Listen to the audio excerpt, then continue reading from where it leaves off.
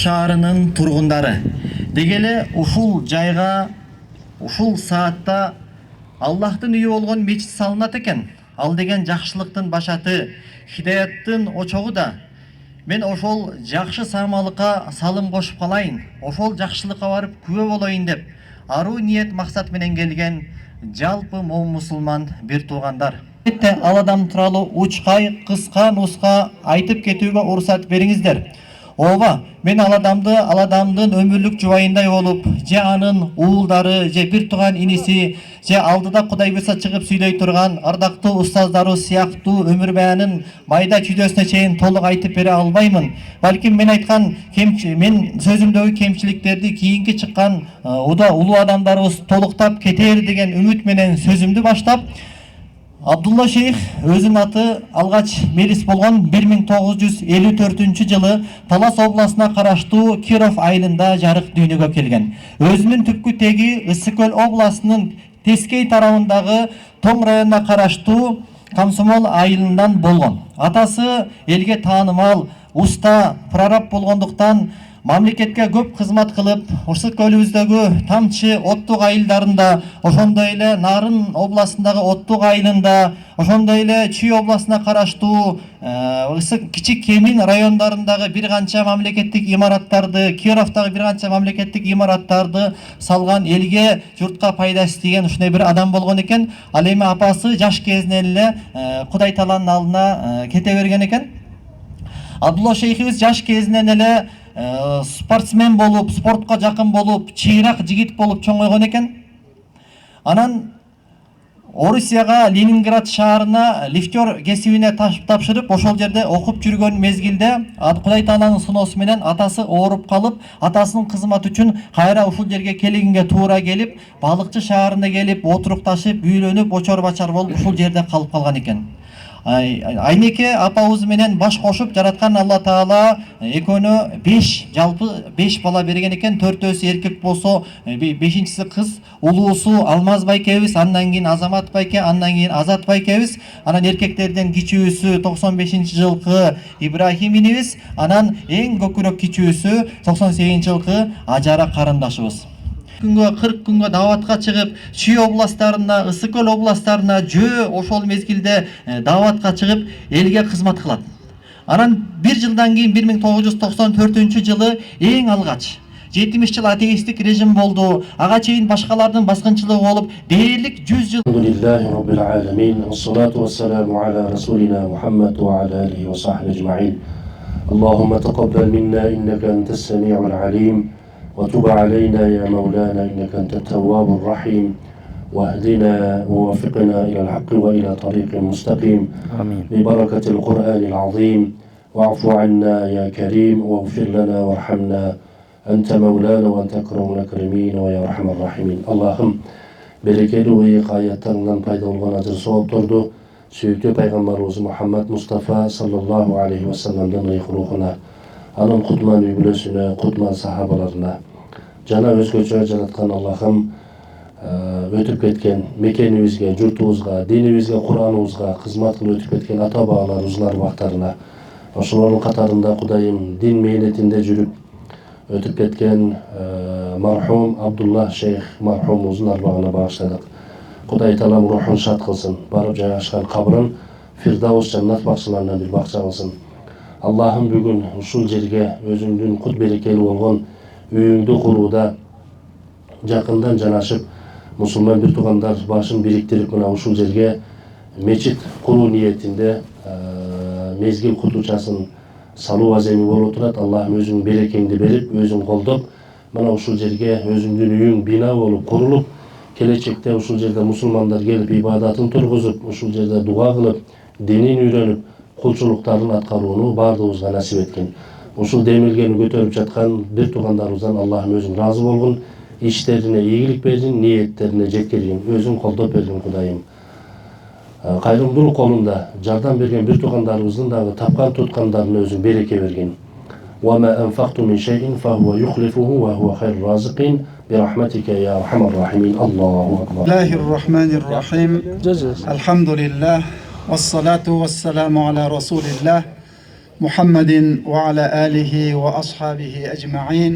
أما بعد السلام عليكم ورحمة الله تعالى وبركاته. وعليكم السلام. Eң биринчиден баарыбызды жоктон бар кылып жараткан улуу жаратуучубуз Allah subhanahu wa ta'alaga maqtoolorubuz bolsun. Andan keyin uluu jol başçыбыз Пайгамбарыбыз Muhammad Mustafa sallallahu aleyhi ve sellemge salam dualarыбыз bolsun. Urmattуу жамаат, ошондой эле бүгүнкү күндө Кыргызстан мусулмандарынын Азирет муфти Абдулазиз Каракебиз, Алымдар кеңешинин төрагасы Замир Каракебиз, мына орун басар болуп жаңы дайындалган талант ажыбыз Аллах Таалам иштериңиздерге ийгилик берсин. Чойбек ажакабыз бул жерде мына мэр отурат Азамат мырзабыз жана келген жалпы коноктор. Аллах Таалам бүгүнкү ушул саамалыгыбызды куттуу, мубарак, берекелүү кылган болсун. Мына бул жерге мечит салабыз дегенден бери канча адамдарды, мына өзүм дагы ушул жерге араптарды bir kolunda var Araplar gelgende mes salып калабы экен деп ушул жерге алып келип көргөзүп ушул жерде чогуу кеттик эле. Алхамдулилла, Замир Каракебиз айткандай, өзүбүздүн жарандар, өзүбүздүн бир туугандар өзүбүз эле сала коелу деп чыккандыгы бул чоң утук, чоң ийгилик, чоң береке. Ошону менен бирге Аллах Subhanahu wa Ta'ala өзүнүн улуу китеби Кур'анда айткан, Ибрахим алейхиссалам жана Исмаил алейхиссалам Eko azırkı Kabatullanın payduvalın götürgönde A'udhu billahi mineşşeytanirracim Ve iz yerfa'u İbrahimul qawa'ida minel beyti ve İsmailu Rabbena teqabbel minna inneke entes semi'ul alim ve tub aleyna inneke entet tevvabur rahim. Sadakallahul azim. Muna uşul ayatta İbrahim aleyhisselam jana balası oğlu İsmail paygambar en birinci jerbetine kurulgan Kabatullah'ın payduvalın götürüp jatıp, o Allah'ım sen bizdin dualarımızды kabul kılgın, günölerimizni keçirgin dep dua kılgan. Muna jerbetindeki en birinci kurulgan Kabatullah bul meçit bolup Allah adamlarga сыйна турган жер болгон болсо, ошонун аркасынан аламдын кайсы жерине мечит курулган болсо, Кабатулланын бир үлүшү, Кабанын бир филиалы болуп кете берет экен. Урматтуу жамаат, бүгүнкү күндө мына ушундай Кабатулланын бир филиалы болуп башталып аткан Балыкчы шаарындагы мына Шейх Абдулла атындагы мечитибиздин пайдубалын курууга кадам таштап келдиңиздер. Баарыңыздардын кадамыңыздарга Аллах Таалам хасанаттар жазган болсун, жакшылыктар жазган болсун. Ушу мечитибиз заманбап болуп, тез арада бүтүп, ушул проектиде көргөзүлгөндөй болуусун Кудай Таалага тилек кылабыз. Азыркы эле айтып өтүлгөн аятта ошол Ибрахим алейхиссалам, Исмаил алейхиссалам дуа кылган. Урматтуу жамаат, бүгүн пайдубал башталып атса, иншалла биздин дагы dualarımız kabul bolat. Allah Taalam dualarımızды kuttуу kılsın, mubarak kılsın. Uyuşturucularga, şunday ele mına Hazreti Muftibizge, Zamir Karakebizge tereң razılık bildiremiz. Mına şul jerdegi meribizge, Mirlan Baykeleribizge, salım koşup atkandarga bardığına tereң razılık bildiremiz. Biz de karap turbastan inşallah meçittin bütkөнгө чейин koldan gelişince hareketimizni kılabız. Allah Taalam kuttуу kılsın, mubarak kılsın, berekeli kılsın. Esselamu aleyküm ve rahmetullah تعالى وبركاته. بسم الله الرحمن الرحيم. الحمد لله والصلاة والسلام على رسول الله. أما بعد. Meylimdүү, ырайымдуу Аллах Тааланын ысмы менен жараткан Аллах Таала мактолор. Жана сүйүктүү пайгамбарыбыз Мухаммад Мустафа саллаллаху алейхи ва салламга салам салаваттар болсун. Урматтуу калайык журт, урматтуу дин алымдары, урматтуу жетекчилик, урматтуу балыкчы шаарынын тургундары, Кудайым буйруса мына бүгүн салтанаттуу жакшы саамалыктарга күбө болуп отурабыз. Берекелүү ыйык Рамазан айында туткан орозоңуздарды Кудай таалам кабыл кылсын.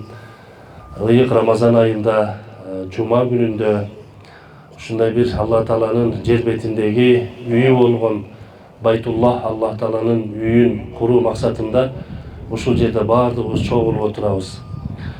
Мезгил кутучасын салуу аз эми болуп турат. Иншаллах Кудай Таалам ушул ниеттерибизге жеткирген болсун. Албетте мечит куруу боюнча динибизде, шариятыбызда көптөгөн аяттар бар, көптөгөн сүйүктүү пайгамбарыбыздын осуяттары бар. Берекелүү ыйык аятта Алла субхана ва таала иннама я'муру масажидаллахи мен амана биллахи вал яумил ахир. Чындыгында ушул Алла Тааланын үйлөрүн абад кылышат. Аллага жана ахирет күнүнө ыйман келтиргендер.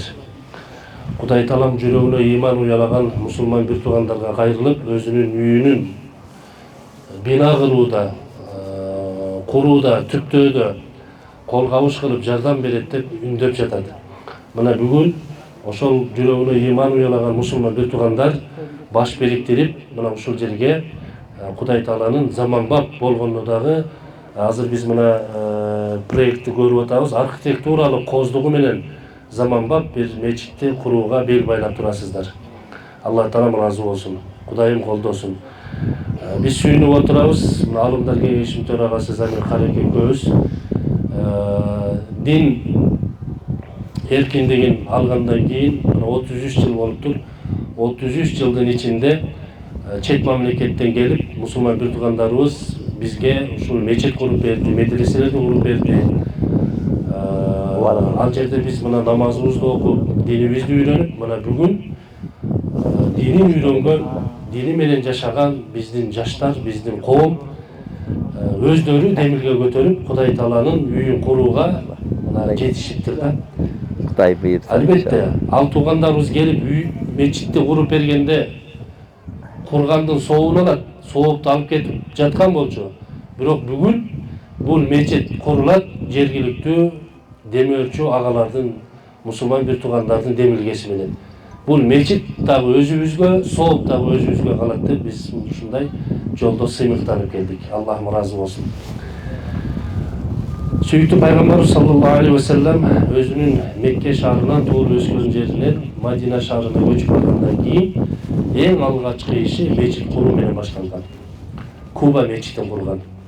Мына ошол Куба мечити ислам тарыхында эң алгачкы курулган мечиттерден болуп калды. Демек, биз бул жерден билебиз, мечит куруунун дагы өтө чоң бир фазилаттары, ажыр сооптору көп.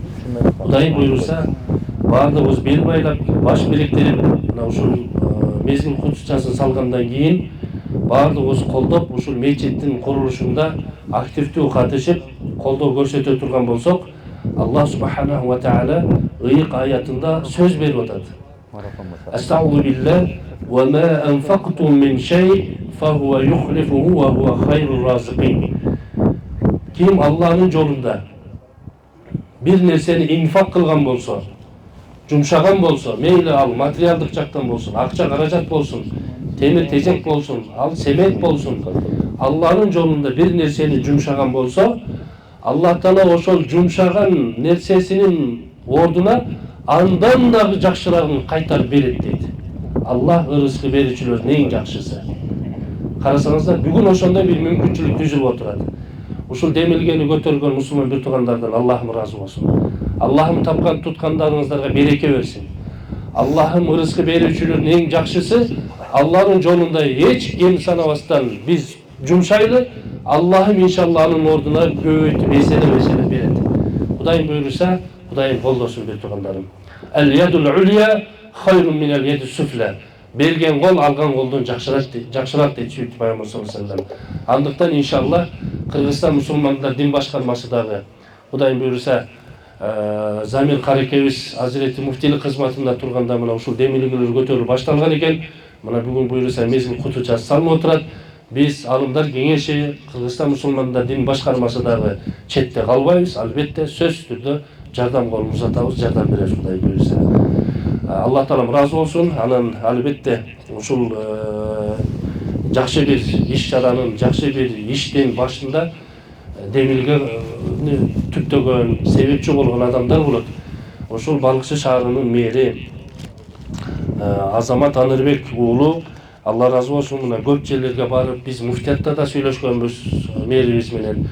Кудай таала ошол тагдырыбызга ушул күндү жазган экен. Кудай буйруса мына башталып отурат. Башталган иш иншалла Алланын ыраазылыгы үчүн баштала турган болсо, Кудайдын колдоо сөзсүз түрдө болот. Бүгүн биздин мамлекетибизде дин эркиндигинде мамлекет тарабынан мына колдоолордун болуп жаткандыгын биз ачык айкын көрүп турабыз. Мына бүгүнкү күндө биздин мамлекетибизде 4020 мечит бар экен. 4020 мечит. Ал эми окуу жайлар болсо, диний окуу жайлар 167 окуу жай бар. Мына бардыгы мамлекет тарабынан каттоодон өткөн, ишмердүүлүгүн жүргүзүп келе жатат. Бул дагы болсо мамлекеттин дин чөйрөсүндө болгон көзүнүн түздүгү. Кала берсе, мамлекет жетекчилери өздөрү баш болуп, динин үйрөнүп, динин менен жашап, өздөрү колдоп, монтип, башыбызда документация иштерин бүтүрүп, колдоп башыбызда турат. Андыктан биз Кыргызстан мусулмандар дини башкармасы, алымдар кеңеши менен, төрагабыз менен кеңешип, ушул алгачкы самалыктар атайын бир ырасчылык баракча алып келгенбиз. Уруксат берсеңиздер, Азамат Анырбек уулуна сиздердин астыңыздарда тапшырып койсок. Ырастарын жайылтууга кошкон салым үчүн Кыргызстан мусулмандар дини башкармасы ырасчылык билдирет.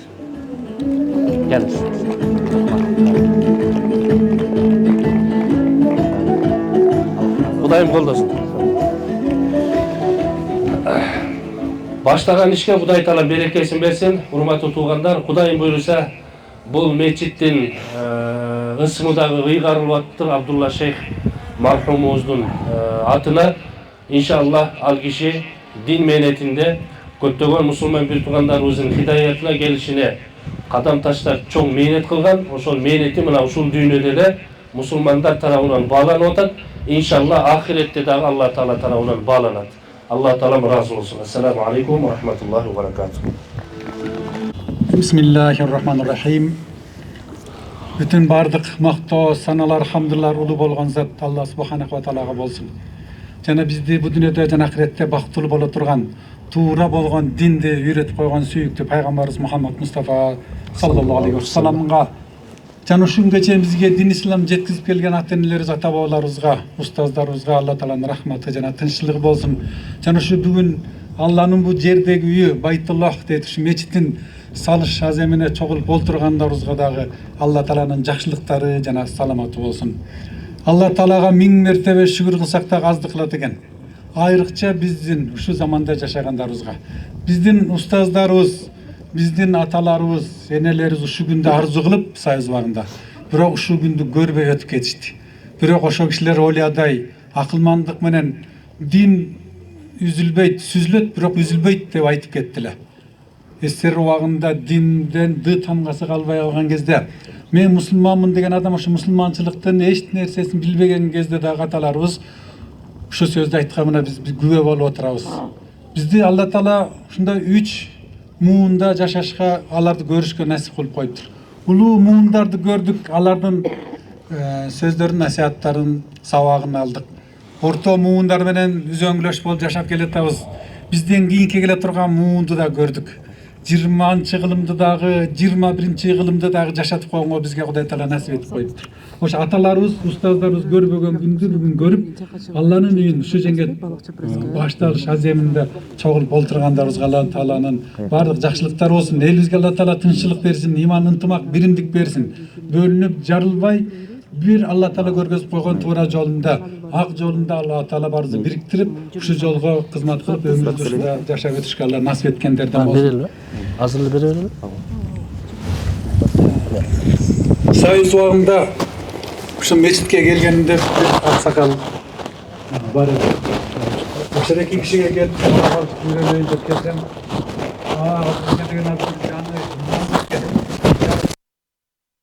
Расул Ахмад деген амиринен. Ана биринчи ташкил ошо балыкчы биринчи марказ болуп даватчылардын. Ана биринчи ташкил болған бүркүт айына 4 күн жамаат чыгаратканда биринчилерден болуп ошо Мирис Макенбаев амир болуп Темирбек Молдокелер азыр жакка кызмат болуп ошонун ичинде Абдулла Ажы дагы анда Мирис Бекеде жүрдү. Мирис Беке кошулуп биринчи ошо жака чыкты. Ошондо 40 жашта экен. Ошондон өмүрүнүн аягына чейин жалаң дават жолунда жүрдү. Элди жакшылыкка үндөп, жаманчылыктан кайтарып, жанагы бирөө ким айткандай кичинекей бала болобу, карган киши болобу, кимис болсо да көчөдө болобу, автобуста болобу, кайсы жерде болсо дагы ла иляха иллаллахны айтып койчу деп, ла иляха иллаллахны үйрөтүп, ла иляха иллаллахнын фазилатын ал кандай экенин түшүндүрүп, маанисин айтып, ошон дават кылып жүрдү. Алты сыпатты Кыргызстандын булуң бурчуна чейин жеткизип, андан кийин жакынкы мамлекеттерибизге да барып жүрдү. Анын айттым Ажыга, ажылык деген чоң, анда Мирис Байке да, Мирис Байке, Абдулла Байке, тиги ажылык деген чоң бир милдет бар ушу. Ажылыкка барабыз, биздин жергиликтүү элден бар элекен, барса башкалар, башка улуттагылар барып аттыр. Биздин актабаларыбыздан барбагандар 100 жыл болуп бараттыр. Деп анан ошо Абдулла Байкебиздин үйдө коросунда бузулуп жаткан бир машинеси бар экен, ошонан барабыз деп 27 киши ниет кылып, ошонун ичинен 8 анан Алла Таала насип кылыптыр. Ажылык сапарга дагы чогуу барып келгенбиз. Мына Азамат Ажым дагы уулу ошо чогуу болгон ошонун ичинде кезинде алып баттык. Андан кийин 94-жылы жана Ажыга баргандан кийин 95-жылы айттык, Абдулла болуп калды, Абдулла Байке, Абдулла Ажыка. Эми сыртка дагы чыгыш керек эми. Биякты Кыргызстанды кыдырып бүттүк, эми сыртка да чыгалдан 95-жылы Пакистанга жөнөтүп, артынан Кубанажын алып алып бир топ Кыргызстандан чогулган балдарды алып анан Пакистанга барып, даватка барып келдик. Абдулла Ажы пайгамбар жашында биринчи жолу даватка чыгыптыр, ошо 40 жашында. 63 жашында пайгамбар саллаллаху алейхи өлдү эле, 40 жыл динге мээнет кылып. Абдулла Ажыкебиз дагы 63 жашында пайгамбар жашында бу дүйнөдөн коштошуп кетти. Бирок ошо өмүрүнүн аягына чейин азыр деген Кыргызстан эмес, канча дүйнөдө канча булуң бурчтарда Абдулла шейх деп баары таанып билет. Ошо бизден чыгып, ошо биздин колубузда бир аз маалим сайын болсо да ошо сабак алып калганына биз сыймыктанабыз. Алла Таалага миң мертебе шүгүр кылалык. Бизге ошондой мүмкүнчүлүк берип коюптур. Башка жерлерде азыр мечит салган мүмкүнчүлүк жок. Ошо бизге демөөрчүлүк кылып, ошо жерде мечитибизди өзүбүз эле салалы деп аракет кылып аткан жаштарыбызга Алла Таала ыраазы болсун. Биздин жетекчибизге, Азаматка дагы Алла Таала ыраазы болуп иштерине ийгилик берсин. Абдулла шейх жөнүндө айта берсек аябай көп. Анын үчүн өзүнчө бир кой союп алып анан 70 кычакта айтыш керек, ошондо бүтпөйт да, азырга чейингиси. Андан кийин кайрада бир кой союп алып 70 кычактагы Ажыда жүргөнүбүздү айтып, анан келгендигин айтып, анан өлгөнгө чейингиси айтсак дагы убакыт көп кетет экен. Мен бир айткым келет, өткөндө бир устаздардан бири айтат, бул теспе дейт да, бул теспе үй бүлө сыяктуу дейт, үй бүлө. О жерде сопусу деп коет го кыргыздар, бул сопусу бул атасы дейт. Анан бу теспеде бул шурлары ошонун үй бүлөсү дейт да. Башы уш атасы. Алар болсо ошо бала бакырасын, небере чөбөрөсү дейт. Аялычы десе, аялы кайсы десе, аялы бу жиби дейт, жип. Ошо жип баарындан отурат. Эгерде жип үзүлсө, мунун баары чачырайт дейт да. Абдулла шейх байкебиз жалаң даватта жүрдү, бирок артындагы жана 5 уулун биздин Айнек жеңебиз ошо жиптей болуп, Абдулланы Абдулла кылып, балдарын азыркы Ажыда кылып, элге кызмат кыла турган жакшы уулдардан кылып тарбиялап ошо Айнек жеңебизге Алла Таала ыраазы болсун, ден соолук берип, бала бакыранын рахатын көрсүн. Биз Ажыга кетип атканда мен эң биринчи эле суктанганыбыз жеңебиз, Айнек жеңебиз.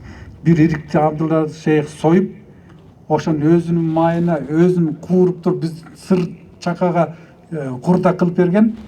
Ошону 1,5 ай барып келгенге чейин ошондон кайнак сууну кайнатып, ошону бир салып коюп эле, кесме салып койсо, домашний лапша болот, даамдуу тамак болуп, ошо 64 градуска чейин, 63ке чейин жеткен ошондо күндүн ысыктыгы. Жай ай болчу да. Бузулган жок да ошо. Анан качан болсо курдак көрсөм эле Айнек жеңем десте, бай ал кишиникиндей болбойт деп. Балдарыңыз рахатын көрүңүз, Алла элибизге тынччылык берсин. Ушу мечитибиз ийгиликтүү бүтүп, Кудай буйрса биз ойлогондон дагы Кудай таала артык кылып ошонун ачылышына дагы баарыбыз кемибей, азайбай, чогуу көбөйүп ошонун тоюна келгенге Алла насип кылсын. Элибизге тынччылык, ынтымак, биримдик берсин. Алыстан келген конокторубузга дагы Талант ажыке сизди дагы канча жылдан бери көрүшүп, чоң жыйындарда бирге болуп жүрөбүз. Бүгүн ушул биздин ачылыш мечитинин эмес капсуласы алышына келгениңизге Алла ыраазы болсун. Рахмат. Сиз келгенде биз сизди да көрүп сүйүнүп калдык. Аксакалдарга, бул жерде кулжадай болуп турган аксакалдар, сиздердин баарыңыздарга Алла таала ден соолук берип, дуаңар кабыл болсун. Биздин окуучуларыбыз, биздин башчыларыбыз, муфтийбиз, Алымдар кеңешинин төрагасы Замир Карыз, ушуларга көп дуа кылыңыздар. Булардын арты кур эмес, артында деген дагы ушулардай болгон, булардан басып өтө тургандай деген үмүт кыламын. Тилек деген өзүнүн уулдарыбыз чоңоюп атат. Кемел Байкенин баласы. Кемел Байке мени өз баласындай сыйлачу эле. Ошо молдолорду сыйлагандын балдардын баары ушундай чоң илимдүү болот экен да. Абдыкерим ким карап атат медреседеги директор? Абдыкерим, Абдурахим дагы кандай Кыргызстан эмес, Орто Азияда баары тааныган жигит. Ушу кишинин дагы атасы да молдолорду аябай урматтаган, сыйлаган киши экен. Өзүнүн дагы илими болбосо деле ушу молдолор жакшы көрчү экен да. Ошон үчүн ошо балдар ушундай кыйын илимдүү аалым балдар чыкты. Биздин элибизден көп аалымдар чыксын. Азыр бизге хафиз 10 кыраатта окуган карыларыбыз аз эле. Ошо өзүбүздүн балыкчыдан да чыгып атат, Кудайга шүгүр. Ушу кыяматка чейин урук тукумубуздан илимдүүлөр, аалымдар, элибизге кызмат кыла тургандар көп чыга берсин. Анан дагы бир айрыкча айткым келгени, ошо Азамат мырзабызга, Миртаганыбызга Алла ыраазы болсун. Бул шаарыбыздын өнүгүп өсүшүнө кылган салымын, кызматын баарыңыздар көрүп атасыздар да. Ошонун ичинде дин үчүн дагы өзүнүн салымын кошуп келатат. Ишиңизге ийгилик берсин. Айлана чөйрөңүздү иман, ырыс кешиктүү, адап ахлактуу, мекенин сүйгөн, мамлекетибизди өстүрүп өнүктүрөм деген, динибиздин баалуулугун сактап кала турган адамдар курчап жүрүштөрүн Алла насип эткендерден болсун. Ассаламу алейкум ва рахматуллахи ва баракатух. Рахим. Алхамдулилlah ва салату ва саламу аля расулилlah. Алла Таалага чексиз мактоолор болсун. Пайгамбарыбызга салават, саламдарыбыз болсун. Урматтуу аталар, апалар, агай, жыйыны, карындаштар, урматтуу Азирети муфтийибиз, Казакебиз, Чойбек Тамда, талант ажекелер, мына бул жерде аалымдарыбыз келип отурат. Баардыгыбызга Кудай Тааланын тынччылыгы, аманчылыгы болсун. Алла Тааланын улуу айында, ороз айында турабыз. Күндөрдүн султаны болгон жума күнүндө турабыз. Ушундай саамалыкты, ушундай улуу күндөрдө баардыгыбыз баш бириктирип, ушу бир жакшы ниет кылып, мечиттин пайдубалын баштайбыз деген ниетте чогулуп атабыз. Алла Таалам эсепсиз тоопторун насип кылган болсун. Анан бир туугандар, ушу балыкчы шаары, мына Ысык көлүбүздүн дарбазасы болгон шаар, мына ушул жерде чоңойгонбуз. Азирети муфтийибиз да мына ушул шаарда чоңойгон. Ушул жерде мына кут жаган жер, канчалаган улууларды өстүргөн жер, ак батасын берген жер. Мына ушул жерде көптөн бери биздин да оюбузда бар эле, ушундай бир мечит турса, кирип келген кезинде канча туристтер келип атат. Келген кезинде мен Астанага барганымда, Астанадан аэропорттон түшкөндө 200 миң киши бата турган мечит салынган эле. Коро жайы менен 200 миң кишини ичине батырат экен. Ушундай бир аэропорттон түшкөндө ушу мамлекеттин калкы мусулман экенин дегенди билдирип турат экен да. Ошо жетекчилерине да ошо кезде бир ыраазычылык билдирип атып, ошо сөзүмдө ушуну айттым элем. Ушул жерге келип ушуну кылып койгонуңар казак элинин мусулман экенин көрсөтүп турат деп. Ошо сыяктуу биздин дагы мусулман экенибизди ушул жерге туристтер келатканда дарбазада ушундай мечиттин турушу өзүнчө ар бирибизге намыс деп ойлойм, урматтуу бир туугандар. Анан бул иштин башында мына Азамат мырза, мына Балыкчы шаарынын мэри канча жолу кайрылган, ал кезде мен муфтийлик кызматта иштейт элем. Колуман келишинче аракет кылдым. Арабтарга чыгып, Кувейтке чыгып, Катарга чыгып, убада берип келип бир 4-5 миллион долларлык деп улам проект жазып аттык. Мына деп бирок созулуп келди эле. Бирок ар бир нерсенин бир нерсе болбой калса дагы асаң такраху шай'a ва хуа хайрул лакум дейт. Кээ бир нерсени силер жаман көрөсүңөр, бирок артында жакшылык бар дейт. Кээ бир нерсени болсо экен деп жакшы көрөсүңөр, бирок артында жамандык болуп калышы мүмкүн экен. Бардык тагдыр Алланын колунда. Азыр мен бүгүн ушу кабарды уккандан бери сүйүнүп атам. Ошо арабтардан акча келбей калганы жакшы болуптур деп. Элдерибиз өзүбүз курганы ал баалуу болот. Ошол жерди соопту өзүбүздүн балдар алсын. Бул чукур эмес. Мына бу жерде Мирлан мырза отурат, канчалаган соопту иштерди кылып жүрөт. Алла таала мына элдин арасынан, элдин атынан сизге да ыраазычылык билдирип коелу. Бул жерде гемодиализ центрди куруп бердилер. Көрдүңүздөр, канчалаган айласын таппай аткан, 2 күндө бир кан жуудуруп жашап аткан инсандардын баардыгы канча киши дуа кылып ошол жерде сиз куруп берген жерлерде ошол жерде дарыланып атышат. Андан башка мечиттер колунан келишинче иштерди кылып жүрөт. Бул жерде сиздердин ушу балыкчыдан чыккан чоң перешан уулдарыңар бар. Кудайым буйрса мындай мечиттин onu куруп кое турган балдар бар. Биз туугандар жүрөктү кенен кылышыбыз керек. Иншалла Мерин мырзага дагы, Азамат мырзага ыраазычылык айтабыз. Чойбек тамда ушу чоң ишти баштапсыңар, Кудайым буйрса. Иншалла бул мечиттики тезелеп өтүп кетет. Мечит кургандардын көбү менен сүйлөштүм. Баштаганда акча каяктан келганын өзүм билбей калам дейт. Мечиттики ушундай тездетип Алла таала бүтүрөт. Кудайым буйрса ушундай белдүү балдарыбызга дагы күч берсин. Умар радыйаллаху анху айткан экен: Кудайым мага адамдардын жүгүн мойнума жүктөп кой деген экен. Бирок ошону көтөрө алгандай белиме дагы күч кубат бер деген экен. Силерге эми бул жердеги ушу бизнесмен балдарыбызга эми биз мында аралап жүргөндөр колубуздан келишинче жардам беребиз. Бирок негизги күч ушу Мирлан мырза, анан дагы досторуңуздарга калат. Ушул нерсени элдин астында бир Кудай деп ниет кылып кое бергиле. Алла таала силерге сөзсүз сообун буйруган болсун. Урматтуу бир туугандар, эми бул шамалда экен, сөзүмдү кыскартып айтайын. Бир окуя айтып берейин, ушу эсимен түшүп кетти. Туркияда Санки Едим деген мечит бар. Мечитти куруп туруп кээ бирөө атасынын атын коет. Мына Шейх Абдулла Мелис байкени жанында жүрчү элек, дайыма ини болуп, бизди мени көп эркелетти ал киши. Чойбек ажекелер машинесине салып алып окууга алып барып, ал кишинин менен көп күндөрүмдү өткөргөм. Өтө жакшы адам болчу. Кудай таала көрдүңүздөр, эми кадырлап, Алла таала кадырлап, адамдардын жүрөгүнө сарып ошо кишинин атына мечит курдуралы деген ар кимге буйрук бербейт бул нерсени, урматтуу бир туугандар. Ошо элге кылган кызматын Алла таала элдин жүрөгүнө салып атат. Ошол сыяктуу биз Шейх Абдулланын атын коелу деп аткан сыяктуу адамдар мечит коюп, атасынын атын коюп, апасынын атын коюп, ар кандай эми тилек бар да, атама сообу жетип калса экен деп.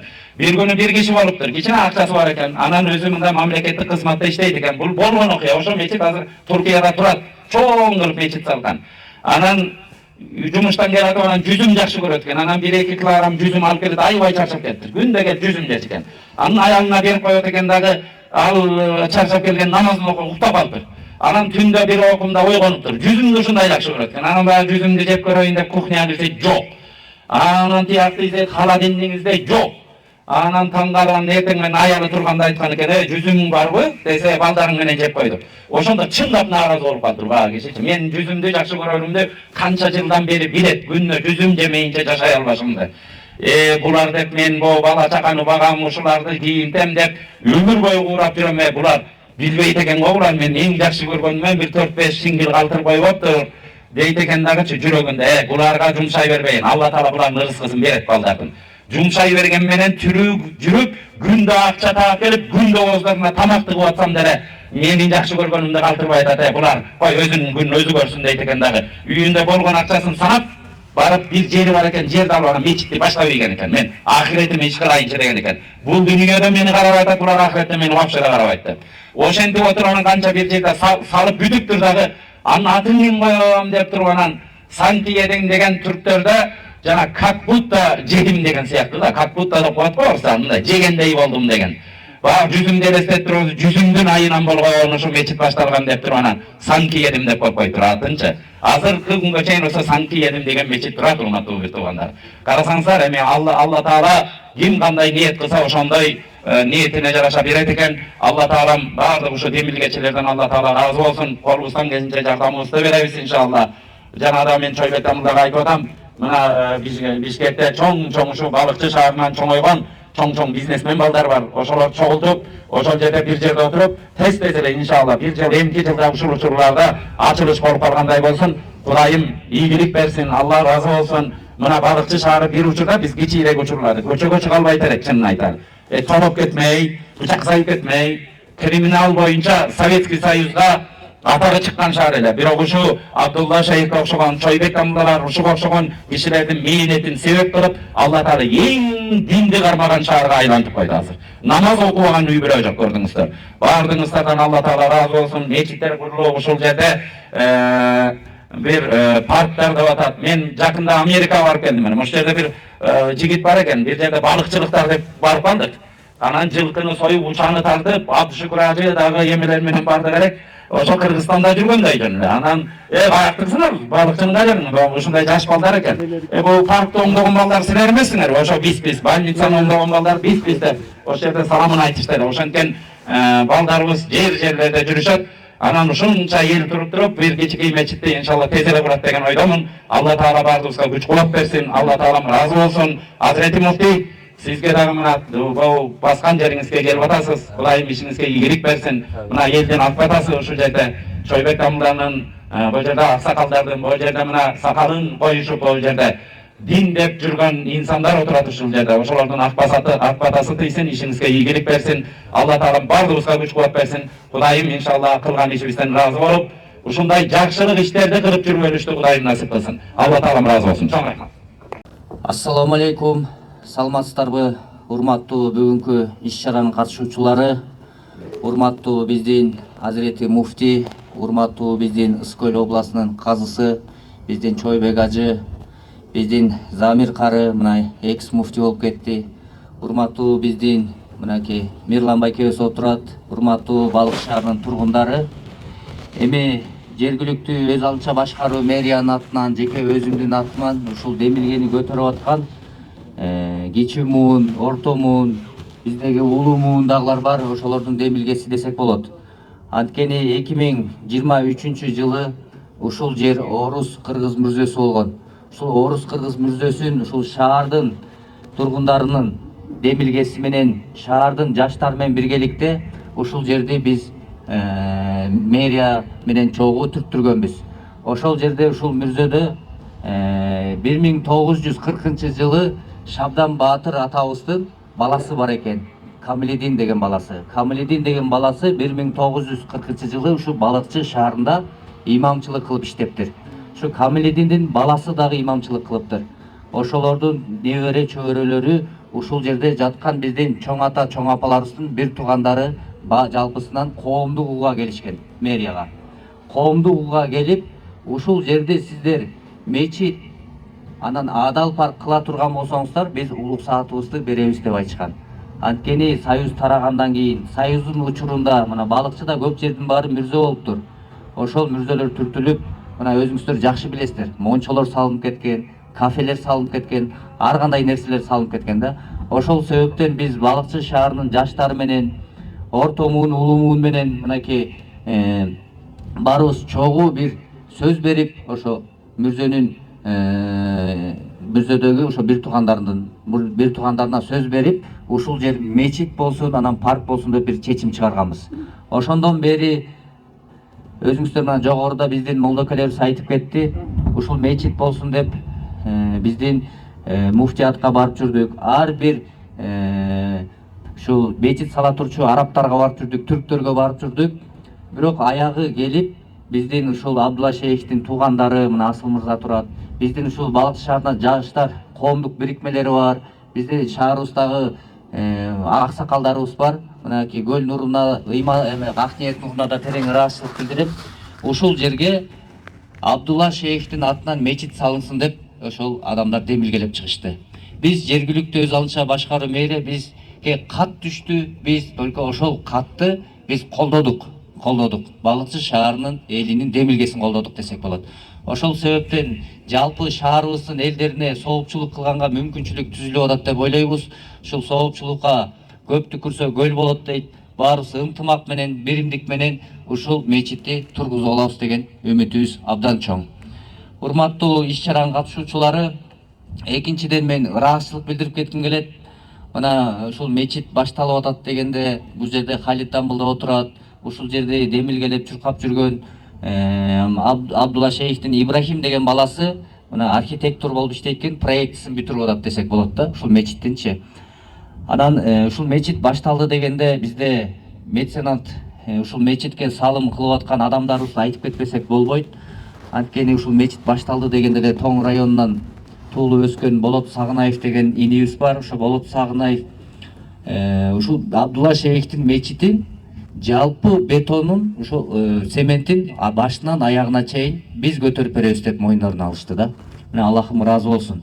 Анан Балыкчы шаарындагы бизде 3 кирпичный завод бар. Ошо 3 кирпичный заводдо мына Адилет мырза, Алтынбек мырза, Анарбек мырза деген жигиттерибиз бар. Биз Абдулла Шейхтин атына мечит болуп аткандан кийин кирпичин биз көтөрүп беребиз дешти да. Мына Аллах Таала өзү ушинтип адамдарды жөнөтүп коюп атат десек болот. Эми мына Бишкектеги жана лифт коюп жүргөн Юнилифт деген фирма бар экен. Алар дагы чалып мынакей терезелерин, куполаларын жалпысынан биз көтөрүп берели деп айтышты да. Абдулла Шейхти ушунча урматтап, сыйлап, убагында ушу Абдулла Шейхтин биз колун кармап, чогуу даватка чыга албай калдык эле деп, азыр ошол парызыбызды биз аткарып коелу деген ушундай уул кыздарыбыз көбөйсүн демекчибиз да. Анан дагы баса белгилеп айтып кетким келип атат, ушул жерде мына Канат мырзабыз турат, мына Канат мырза да келип Абдулла Шейх менен убагында чогуу даватка чыгып калдык элек. Абдулла Шейхти өткөндөр бакталмайча түрлөр даңкталбайт деп келип мына азыр миллион сомун салып отурат да ушул жердечи. Анан ошолордун баардыгына мынакей биздин алымдарыбыз, карыларыбыз отурат. Бири-бирибизге дуа кылып, ушул салым кылып аткан биздин байкелерибизге да дуа кыла турган болсок, сөзсүз түрдө алардын да ырыскысы берекелүү болуп, мындан дагы көп мечиттерди салмакчы демекчимин. Анан баса белгилеп айтып кетким келип атат. Мына Чойбек ажы айтып кетпедиби? Замир Кара акебиз айтып кетти. Исагалиев Мирлан байкебиз ушу шаарыбызга көп меценат кылып жүрөт. Медресе, мечит, гемодиализдердин баардыгын салып, азыркы учурда ушул мечитибизге дагы жакшы салым кылып отурат да. Андан сырткары Балыкчыда Кудайбергенов Сагын байкебиз бар. Мына Кудайбергенов Сагын байкебиз дагы келип мына бул мечитти бүтүргөнгө биз дагы аягына чейин турабыз деп абдан бизге күч кубат берип кетти десек болот. Анан ушул жерде турган байкелер турат, мына жалпысынан мына Тору карт Бишкекке каттаган биздин айдоочуларыбыз турат. Ушул байкелерибиздин баардыгы жалпы балыкчыбызга салым кылып келишет. Коомдук бирикмелер отурушат ушул жерде. Айтып отурсам көп да ушул жерде отургандар. Көптү көрсө көл болот дегендей жалпы баардыгыбыз биригип чогуу ушул мечитти бүтүрүп алабыз деген үмүтүбүз чоң, абдан чоң. Баарыңыздарга терең ыраазычылык билдиребиз. Биздин мамлекетибиз, шаарыбыз өнүгүп өсө берсин, ар дайым жакшылыктар болсун. Биздин Балыкчы шаарыбызда бир апабыз 101ге чыгыптыр. Баягы күнү барып куттуктасак 101ге. Байкуш апага келсек ушундай нур экен бети, зикирде отурат, 101 жашта экен. Колу ушундай тыпылдайт да болчу зикирде. Ошол апанын жашына чыгалы баарыбыз, кылым жашайлы. Биздин балдарыбыз, неберебиз жалпысы баардыгы ушу кылым жашасын. Баардыгыңыздарга терең ыраазычылык, чоң рахмат демекчибиз. Рахмат. Бир тууганым Абдулла Шейхтин атын ыйгарып жатканыңыздар жеке эле биздин эмес, жалпы кыргыз журтчулугунун жүрөгүн ойготту.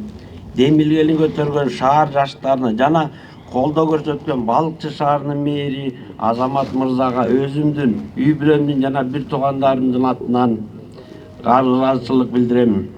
Агам Абдулла бардык жалпы жашоонун кызыкчылыгын артка таштап, ден соолугуна карабай Аллахтын улуктугун элиме жеткизип алайын деп болгон күч кубатын Алла жолуна жумшаганы баарыңыздарга белгилүү. Ушул башталып жаткан ишке демөөрчүлүк кылам деген инсандарга Аллах Таалам кайып казынасын кенен ачып, ушул иш токтобой аягына чейин толук бүтүшүнө Алланын жардамы болсун. Убактыңыздарды бөлүп келгениңиздерге бир туугандарымдын атынан ыраазычылык билдирем. Баарыңыздарга рахмат. 25 кое берели. Ассаламу алейкум, улуу урматтуу кыргыз калкым. Ушул улук Рамазан айында ушундай жакшы иш-чара өтүп жатат. Ушул жака убактыңызды коротуп келгендериңизге, демөөрчүлүк көрсөтөм деп келгендериңизге чоң рахмат. Жана ошондой эле ушул биздин Балыкчынын мэри Арманбек уулу Азамат мырзага чоң ыраазычылык билдиргим келет.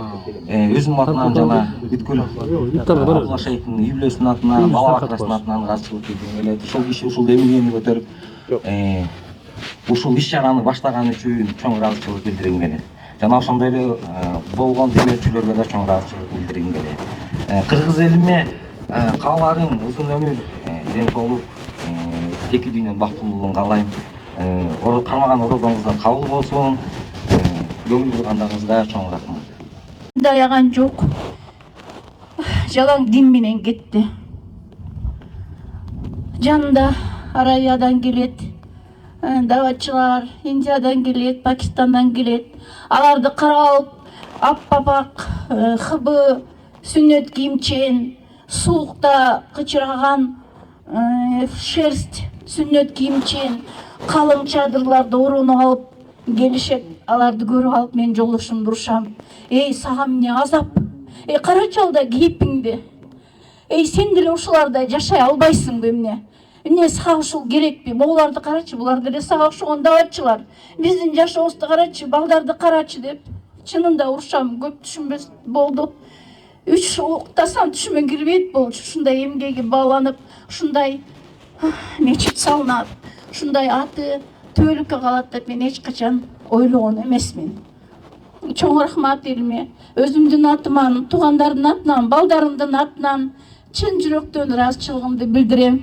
Барыңыздарга чоң рахмат. Кылган ишиңер, курулуштар жакшы аяктап, Кыргызстаныбыз алдыңкы өнүккөн өлкөлөрдүн катарына кошулуп, жалаң эле дүйнө эмес, биздин атабыз ай байче, ар ким өз үчүн өзү жооп берет. Бул дүйнө калчу дүйнөдө, тиги дүйнөдө чогуу болобуз десе, барбайм мен ал дүйнөгө деп жинимди элеп урушуп койчумун да. Ай, азгандай ошо жалаң дүйнө эмес, жаштарыбыз иман менен, урмат менен, акылдуулук менен, адеп ахлагыбыз менен, кыргыздын идеологиясы менен өнүккөн өскөн өлкө болсун.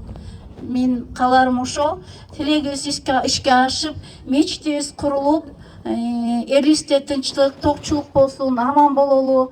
Баарыңыздарга кыргыз элиме чоң рахмат. Дагы бир жолу таазим этем, рахматымды айтам. Бар болуңуздар, аман болуңуздар. Bismillah. Karaköy geliriz.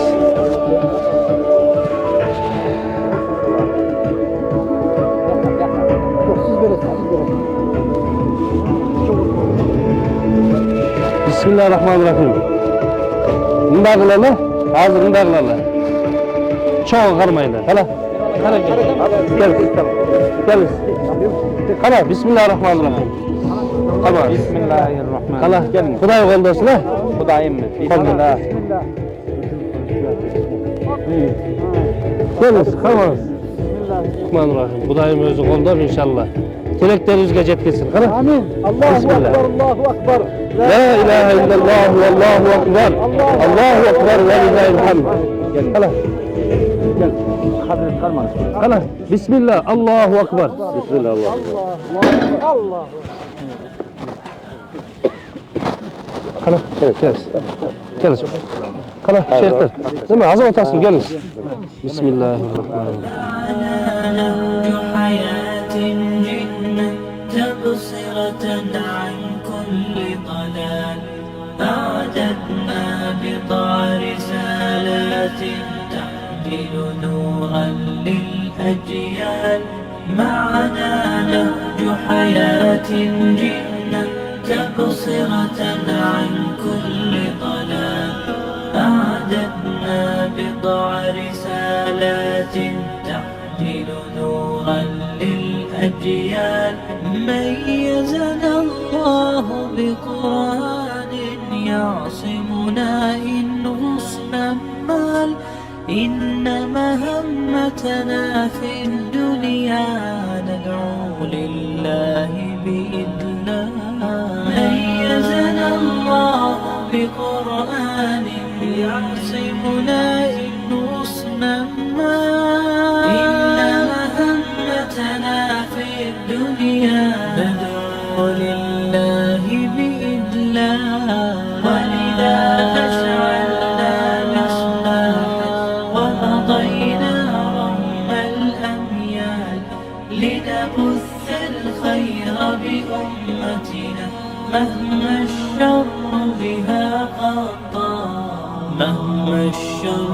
بها قطع